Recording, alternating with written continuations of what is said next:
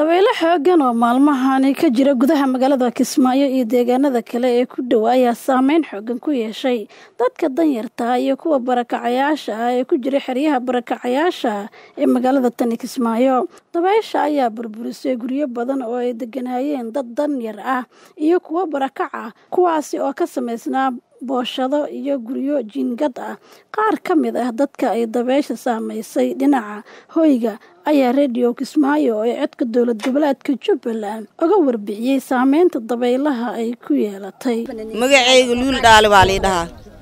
Dabayshan waxayna haysaa anaga muddo inta waxaa imaana daraadaan imaana maalintii anaga aan imaana ilaa hadda indhaha waa kala feeda la'nahay.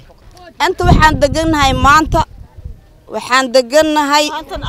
afar beri waay maanta aan deganahay indhafeedna aan lahayn guriyihii anaga balbalada anaga aan dhisanana dabayshii anaga qaadayso waan rafaadsannahay walaalaheena waxaan ka codsanaynaa in guriyahaas ay nagu soo garab qabtaan wixii kala loo baahan yahay inay nala arkaan waa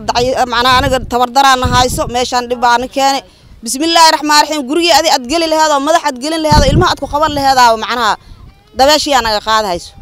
عودي أنا قام كسوه هنا ما أنت أفر إيه أو ماشى أنا لك هنا أو معناها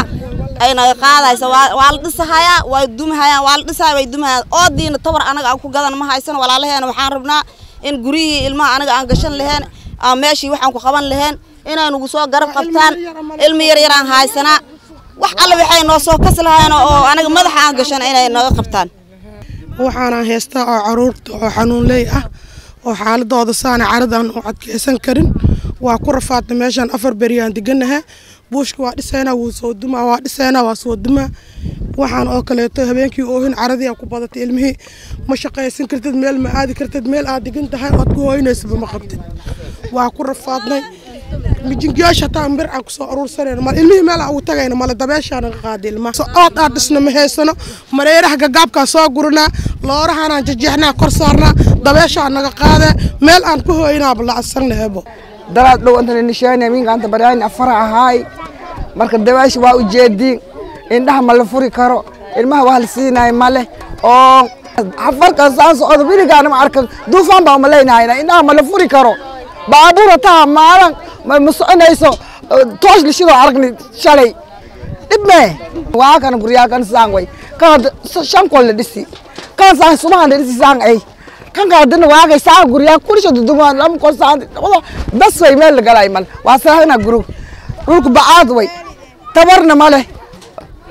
hadda dadkii oo meesha degan ayaa daweeshi waxay ka qaadaysaa guriyaashi daweel wax hadda oo macaawinayo haastaan male ki kastana gurigiis baadisa ka aysa